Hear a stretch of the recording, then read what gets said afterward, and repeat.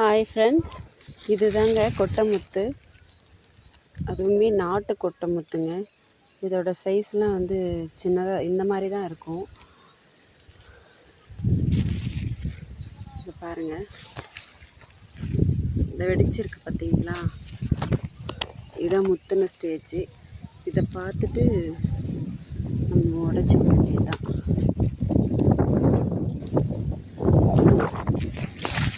இதில் ஒன்று முத்தினாவே போதுங்க. அந்த ஸ்டேஜில் உடைச்சோம் அப்படின்னா தான் கரெக்டாக இருக்கும்.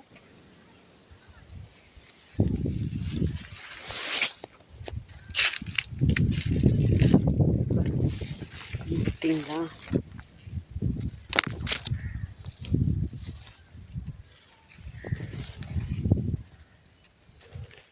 இப்படி உடைச்சி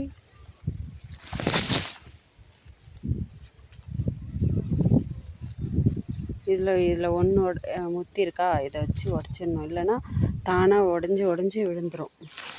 பார்த்தீங்களா?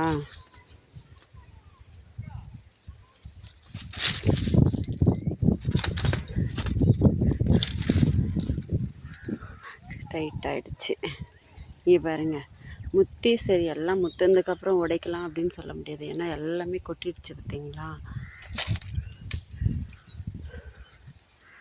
நான் சின்ன பிள்ளையாக இருக்கிறப்போ எங்கள் அம்மா வந்து ஆட்டுக்கல் உரல் இருக்கும் பார்த்தீங்களா? அதில் வந்து இந்த கொட்டைலாம் எடுத்து நல்லா மசிப்பாங்கங்க. மசிச்சுட்டு அதுக்கப்புறம் நல்லா வேக வைப்பாங்க விறகடுப்பில்.